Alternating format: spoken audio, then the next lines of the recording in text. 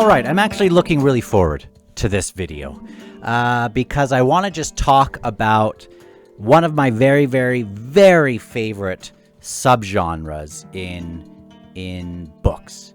Now, I have absolutely loved getting involved with Malazan, especially. That is going to be a top series for me. I think for a long time. It's very different than some things I'm used to. It's very, very epic, but I've still really liked it. And I've loved a lot of these other fantasy series that I've gotten into. Growing up, I was more of a kid that was into sports and things like that, but I always had my friends, or some other friends that were reading Brian Jacques and some fantasy books with awesome covers, and I always kind of looked over and thought, man, I wish I could read some of those. They're so big, though, and I'm so into sports, and I would read Goosebumps and things, but I wish, I really had that feeling like I would definitely love that. And growing up, I always liked character design.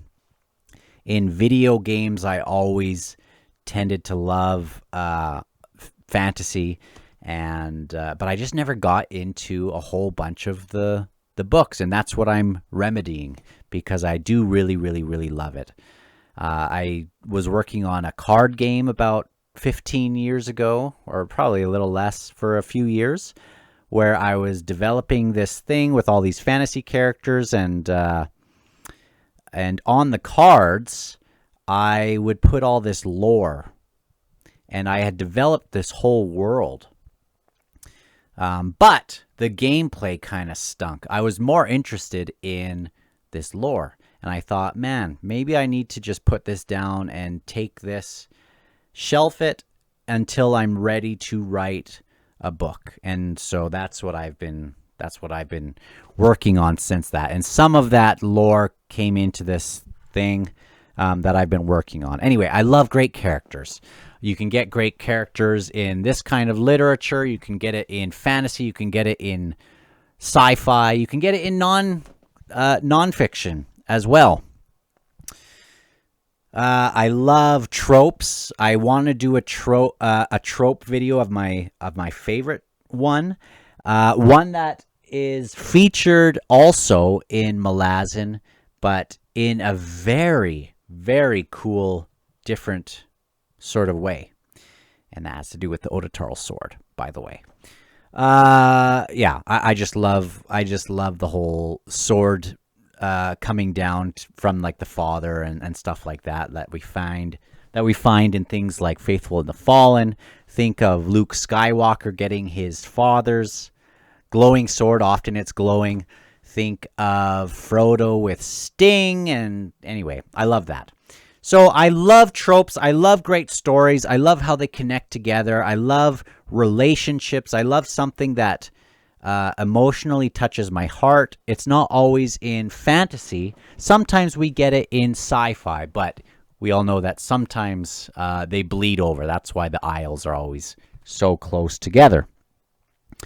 Like in Dune, or something like the Sun Eater series, which I need to restart because I read the first one so long ago and I want to restart it. But there is another kind of subgenre that is absolutely my favorite, and I am about to start a book in. I'm about to read one of those before I get to Reaper's Gale. Now, of course, I want to get to Reaper's Gale, but I've been feeling an itch to get back to some of my other things. I have loved getting involved with your world. If you've liked hearing me talk, maybe with enthusiasm about your book, let me talk for a moment about my favorite subgenre. This is my world, which I really love, and I am still just a baby in this world. I loved Star Wars growing up. I love Star Trek. That's my favorite show. And so sometimes I love the big, explosive, action-y sorts of things with lots of aliens. I love First Contact. It's one of my favorite subgenres. But the one that I really love the most, which is weird because it's so different from some of the other types of literature I love to read. And it doesn't rely on great characters. In fact, often I can't even name a good character in the whole series or the standalone. It doesn't rely on them. Sometimes it doesn't rely on plot or progression at all. And people often don't really connect with that, and that's fine. But what it relies on exclusively or primarily is the strength of the idea or this situation they are in. Often, the context is just Earth as we know it or in the future, and it is exploring the idea of what if. What if this happened? Or what if this happened? How would we deal with that? Either as a planet or as a family or as just ourselves. It often is just about that and less about the characters and more about somebody kind of exploring this. And so often I have to close the book and just imagine what it would be like to be there. So I'm starting one of those books, and that one is Spin. Now, the hook on this one, and I don't know if it's going to have great characters, but the hook is, what if one day, let me read the first line of the first chapter. There's a really cool prologue. But imagine, so let me just read the very first line. I was 12 and the twins were 13, the night the stars disappeared from the sky. Now, I don't know about you, but that just makes me almost sweat. I get so excited because I think, well, what happened? Is there a dome? Are aliens here? Is there a dome over the sky? Is everything an illusion? And I just get so excited by that simple type of concept. I don't need to know if there's amazing characters. I just want to know. Don't you want to know why the stars disappeared? I will read a whole book based on a hook like that. The first chapter of it, which I read yesterday, it has Tyler, which is the 10-year-old, and then he has these two twins from a different family, and he kind of has a crush on Diane. The prologue has Tyler and Diane way in the future in that 4 to 10 to the 9th power. And he is about to kind of inject himself with something. And it sounds like maybe like a cryo sleeper or something or other. He is kind of nervous about doing it, but he knows he's going to. I don't think it's a euthanasia sort of thing. He's worried about if he's going to forget things when he wakes up, almost like he's been doing this in a cryo sleep. And the world in the prologue is very, very different. They're looking up. They're reminiscing of the time when, in the long past, when they could actually see the stars as they were in their natural state. And now things are very different. And then he injects this thing, and then we get to chapter 1 when they are young. There's this party in chapter 1, and that's all I've read, but I want to... there's this party with these tech types, a lot of high-ups, and Tyler and the twins are kind of relegated to... It sounds like it's kind of a sleepover. I don't think Tyler's a part of the family because he has a crush on this girl. These two twins are very gifted, have a great education, know a lot, very scientifically minded for their age, and they are not allowed to go to this house party that's going on. They're kind of in the kids section. And so they decide, let's go outside and look at the stars. Diane, Justin, I think, was the older boy, testing Tyler on the different star positions and things, and this is before things all disappeared. Kind of talking about the makeup of comets and where certain stars are, and he kind of teases him a little bit, asking him where the Klingon homeworld is and things like that. and Diane is more interested in, I mean, she's very gifted as well, but she's more interested in using the binoculars to spy on people in the house party. And she's spying on these different rooms. Nothing's going on. And then she gasps. And at that very same moment, youngest Tyler is looking up at the stars, and he gasps because he is the one who noticed the stars just suddenly disappear. And they ask him about it. They say, well, did it come? Is it like fog? Did something roll across the sky to cover it? And they just don't know what happened. He said it kind of flashed bright and then disappeared. So Justin goes in to tell his dad. He gets scolded out of there. As scientifically minded young kids, they're going through the possibilities. What if all the stars went out? What if the sun is out?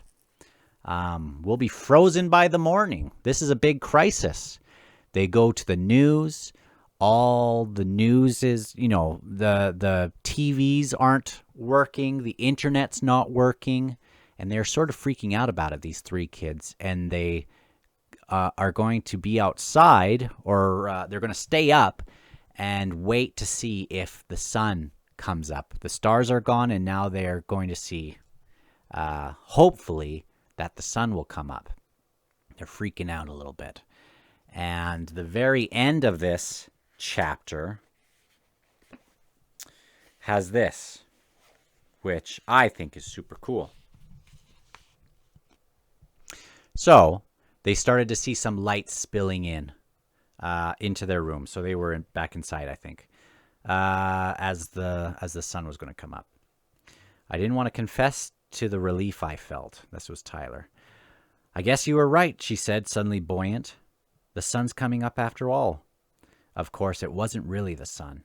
It was an imposter sun, a clever fabrication. But we didn't know that yet.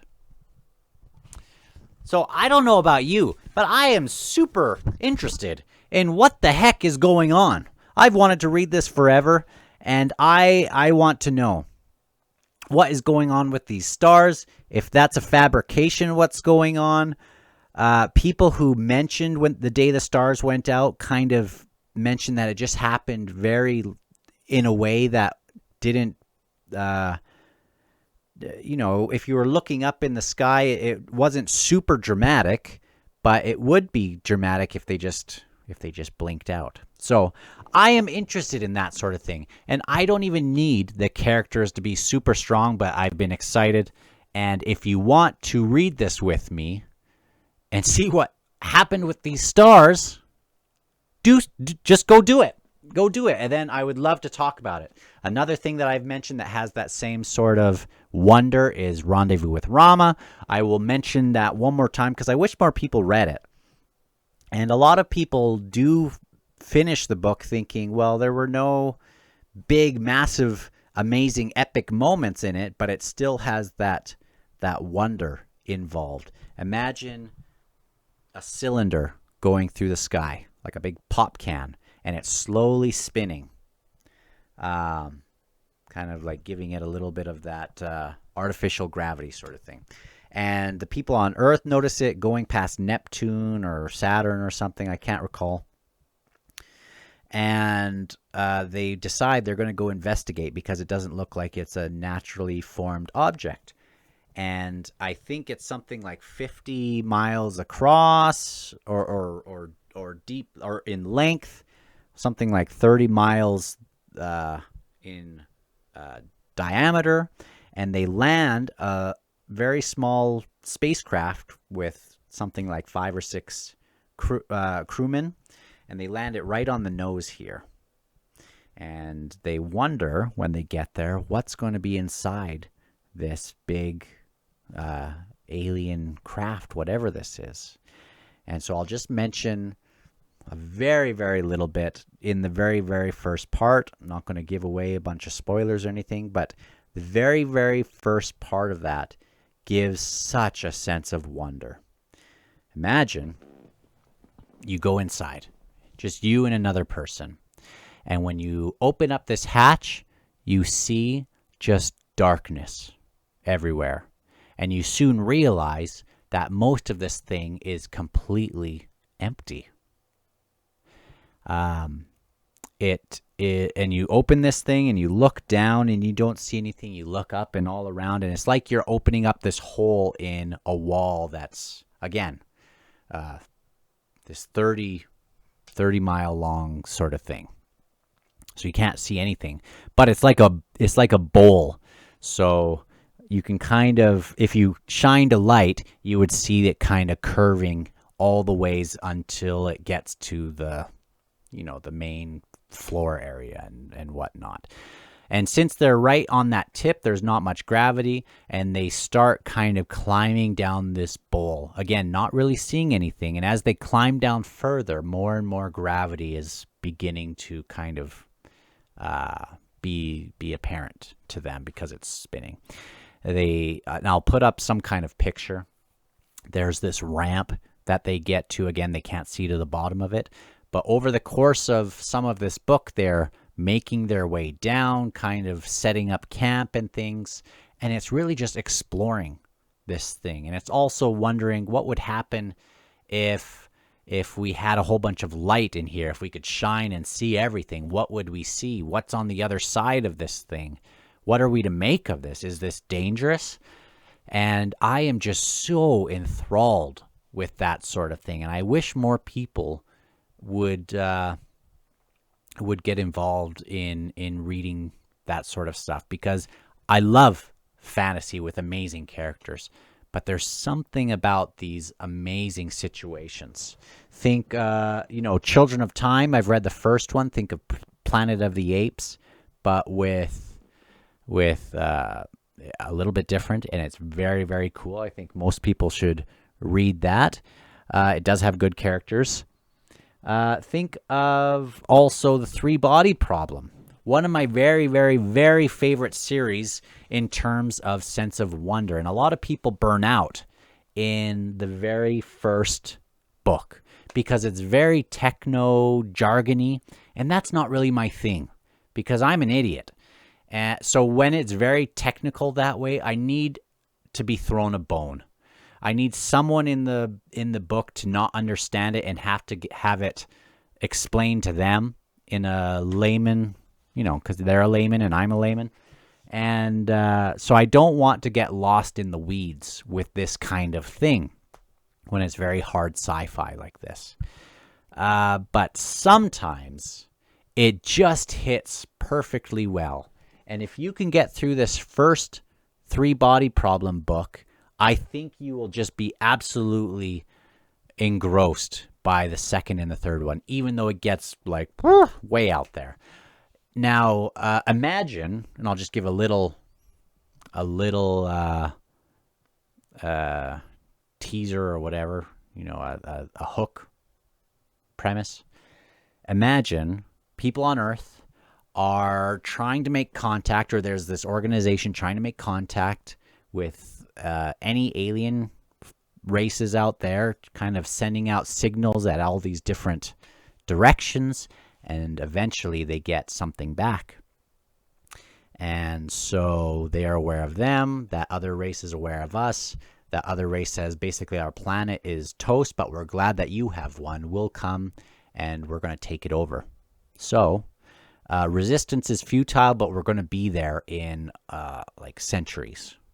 So what would Earth do? What would the governments do? And things like that. What would be the different initiatives? How would people live their life knowing that eventually in the future that they are not even going to be a part of? How would they prepare for this? And we get these time skips as we get closer and closer and closer to that moment.